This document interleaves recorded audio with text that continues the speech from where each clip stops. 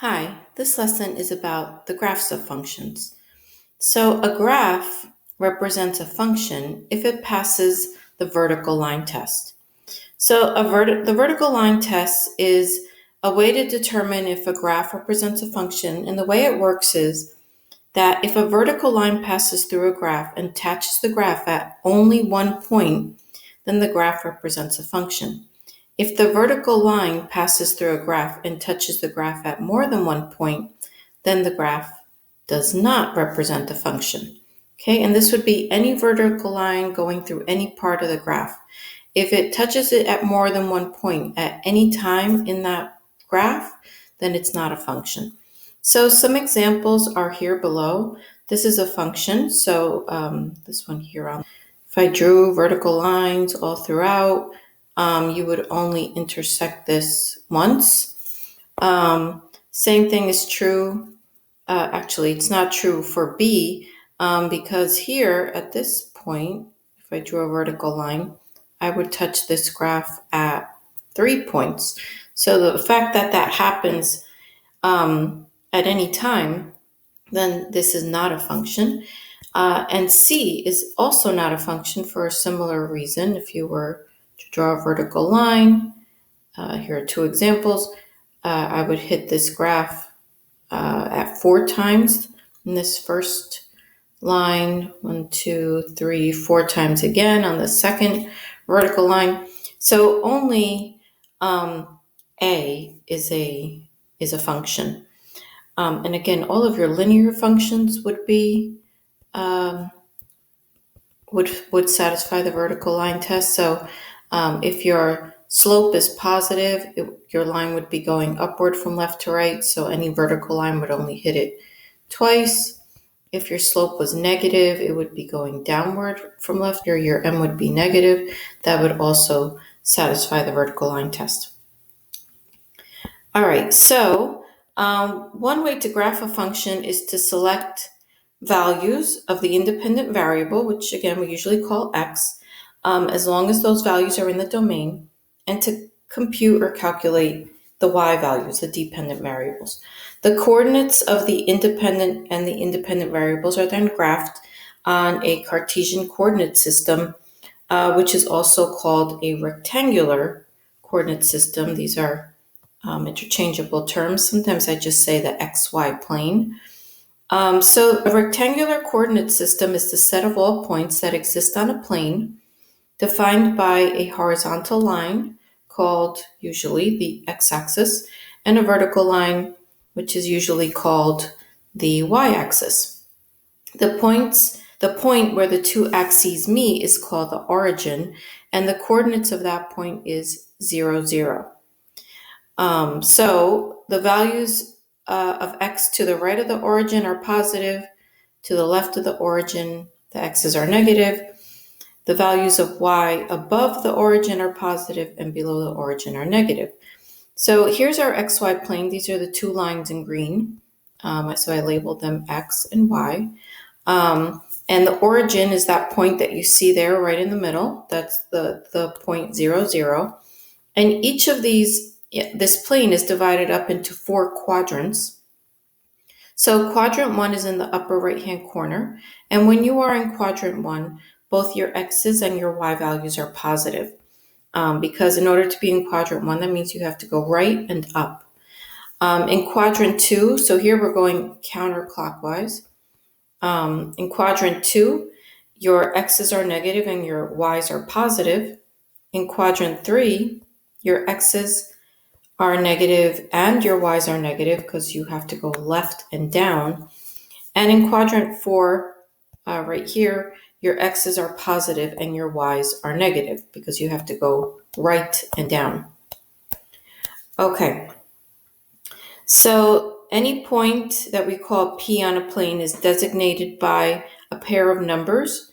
These are called coordinates or a coordinate pair, where the first number is your x value, and that's the independent variable, and the second number is your y value or your dependent value.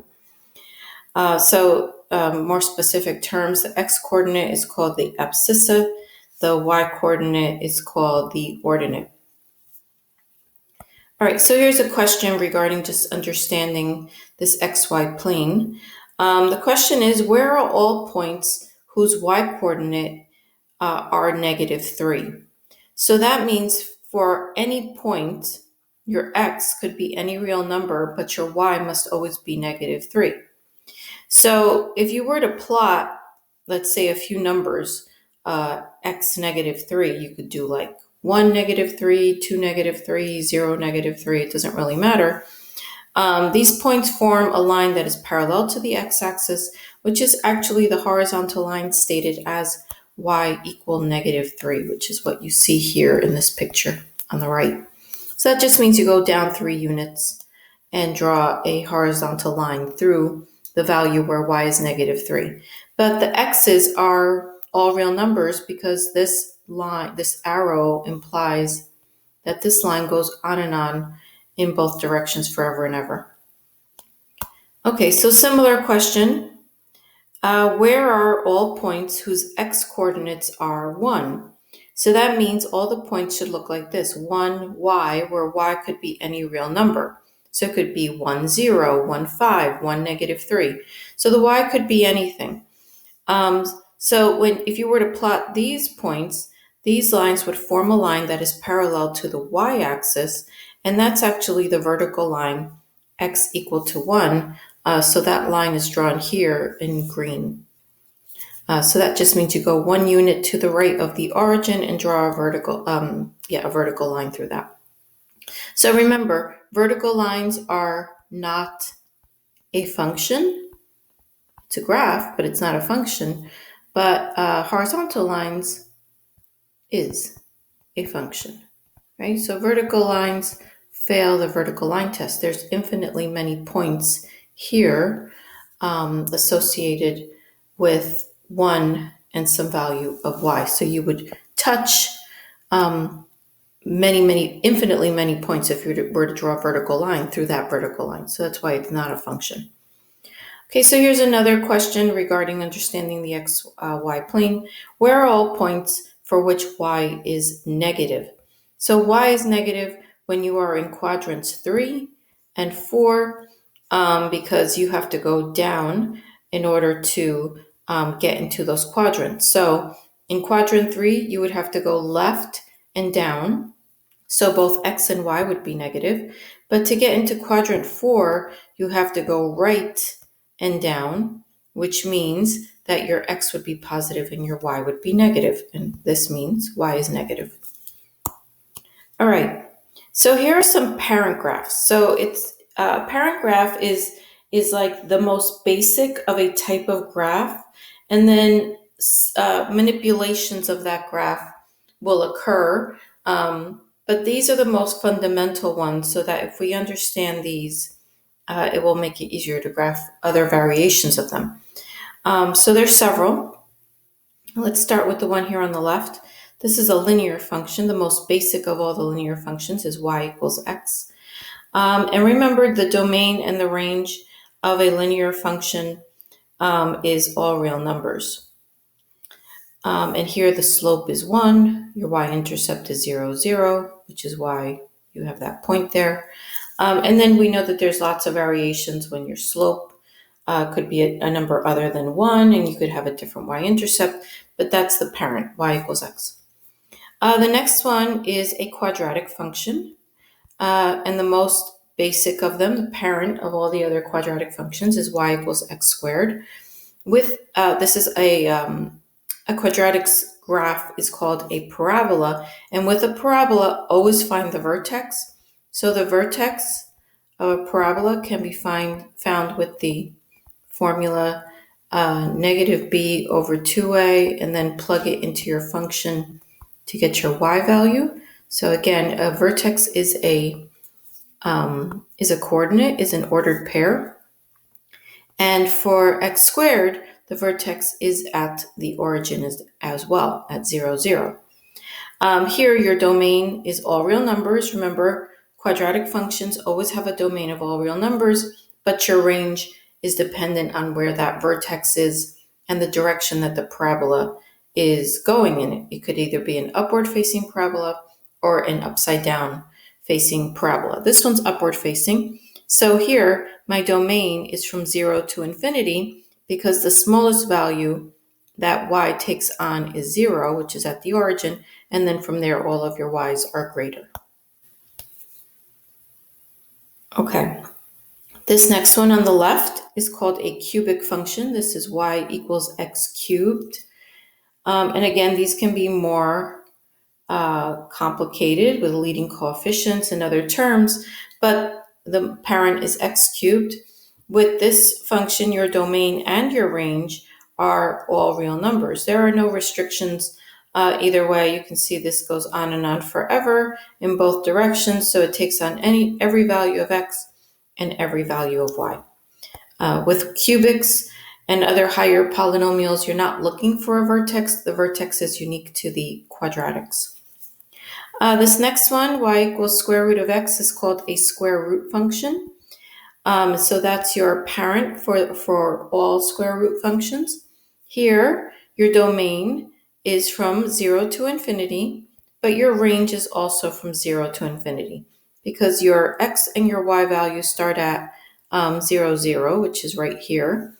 And then your x's keep growing forever and ever, and your y's also keep growing forever and ever. So it'll never be, your graph will never be in quadrants 2, 3, or 4. It's always going to be in quadrant 1, so that's why this domain and range makes sense.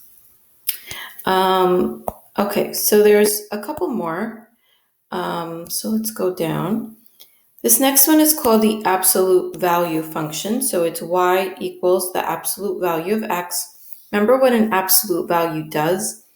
If the value of x is negative, the absolute value changes it to a positive. If the value of x is 0, it stays at 0.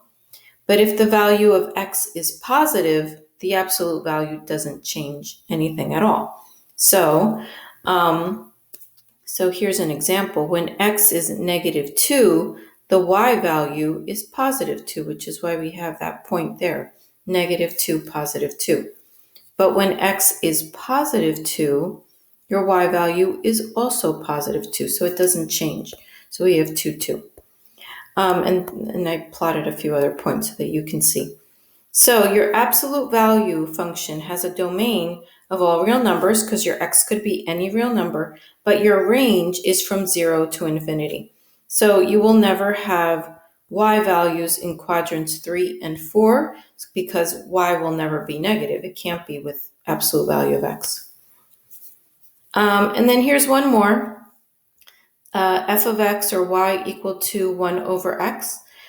This is a rational expression, but it's got a special name. It's called the reciprocal function. And as I said, this is a type of rational function.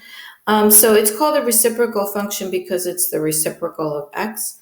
And so the graph of this looks very different than a line. So it's very different than y equal to x. It's going to look like these two curves, one in quadrant 1 and one in quadrant 3. Nothing exists in quadrants 2 and 4. And so here, your domain is all real numbers except for 0. So the way you write that in interval notation is from negative infinity to 0, union from 0 to infinity. So you have to skip 0, because if you plugged in 0 in here, it would be undefined. And then your range works out to be the same thing. Your range is from negative infinity to 0. So that's the part that you see here, this going from negative infinity to 0, but not quite getting to 0. Remember, these are y values. And then from 0 to infinity on that other side. And again, so you're reading the y values with range. But reciprocal functions and rational functions also have other unique attributes, which are asymptotes.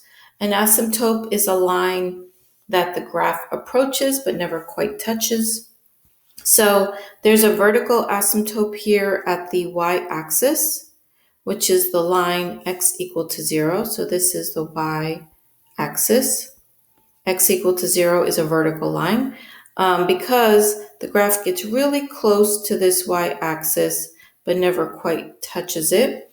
But also it has an asymptote at the x-axis, which is the line y equal to 0, because the graph gets close to it but never quite touches it. All right, so we'll be manipulating all of these in future sections. So I suggest that you just get familiar with these parent graphs and their domain and range so that when we start manipulating them later on, you're familiar with at least the basics. All right, so we're going to use our parent graphs to sketch a piecewise function.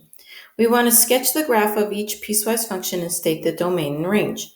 So here's my first one. F of x is equal to 1 over x for values of x less than 0. So that's the left side of this graph, in other words, this piece.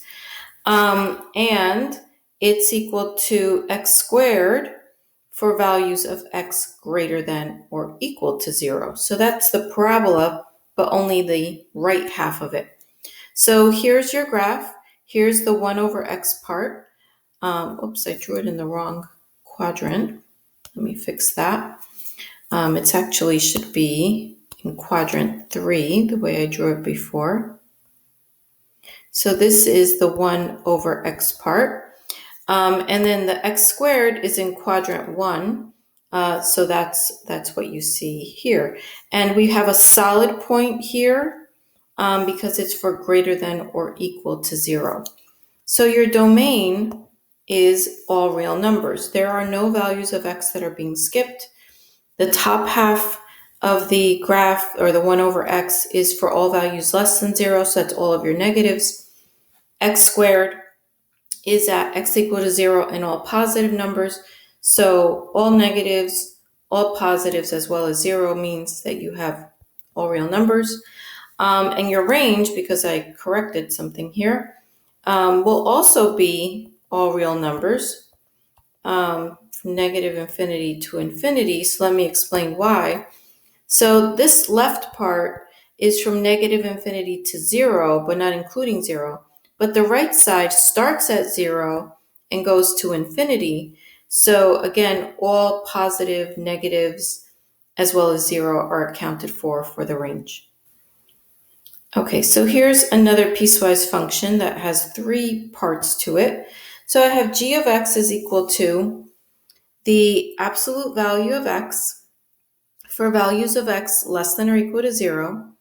It's equal to the square root of x, which is another parent function, for values of x between 0 and 4, not including 0, but including 4, right? Because this one has the less than or equal to part. And it's equal to negative 2, which is a constant, for values of x greater than 4. All right, so we have to do this in pieces. First, let's graph absolute value of x. Absolute value of x looks like a v, but I only want part of that v because I only want to graph absolute value of x for values of x less than or equal to 0. So that's this line that you see here on the left. That's your absolute value of x part of the graph. Now I have to graph my square root function. Square root function, but only between 0 and 4. So that means plug in 0 and 4 into square root of x. So when x is 0, your square root of x is 0. So that's what you see here. And this would normally be open, but it was closed because of this part of the graph. So the closed part supersedes the open circle.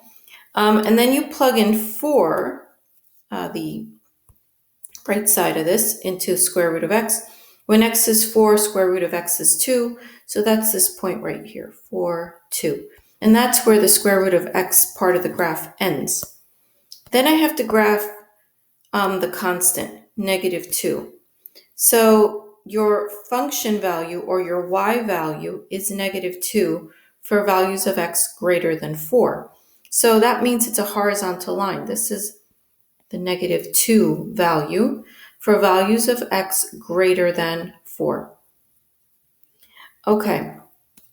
So what it means is, again, if you're looking at here for your domain, your domain will be all real numbers, because this part indicates that your values of x are 0 and all negatives. This part is for values of x greater than 0 but less than or equal to 4. And then this part is for values of x greater than 4. So every possible number that exists is accounted for. Nothing is being skipped. So your domain is all real numbers. Now, your range is a little bit trickier, and that's where you really need to look at this graph. And you read the graph from bottom to top, and you're reading the y values. So the first y value that this graph takes on is -2. But then there's nothing in terms of y until you get to the origin right here. And from there, it grows forever, right? It stops here on this part, but this left side shows that your y values keep getting bigger and bigger. So the way that's stated is that your range is -2, which is a single number, union the interval from 0, including 0, to infinity. So these take quite a bit of practice to get good at reading graphs and understanding domain and range. So if it feels a little foreign now, just keep looking at different examples. So here's another one with 3 parts. This is h of x. That is equal to -x² for values of x less than 0. Here's another constant. It's equal to 3 for values of x between 0 and 2, but not including 0 and 2, because there's no or equal to part to these inequalities. And this part is a line. This is a linear function for values of x greater than or equal to 2. All right, so -x². That just means that it's my x squared, my parent function, but facing downward, because my leading coefficient is negative. And this actually is called a reflection, which we'll talk about soon. So -x² is here on this side. Notice that I have an open circle here at the origin, which is where the vertex is, because this says it's true for values of x less than 0. But you still have to start at 0 with an open circle. Don't start at -1, for example, because then you would be skipping all of the numbers between 0 and -1, and the graph does exist there.